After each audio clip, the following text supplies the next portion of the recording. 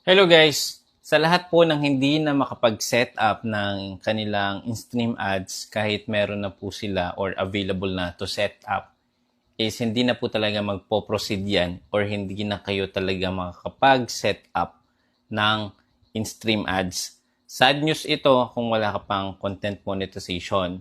Pero guys, hintayin nyo yung update ng content monetization beta kasi sasabay po ito pati po yung inyong bonuses and ads on Reels. So, once na sinet up nyo yan, ito po yung magiging notification. So, ito guys, in-stream ads is now part of content monetization. New application for in-stream ads are posts.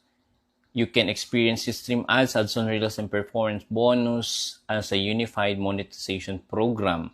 So, kahit po dito sa may baba is wala na siyang ready for setup. Kasi nga po no October 4, ito po yung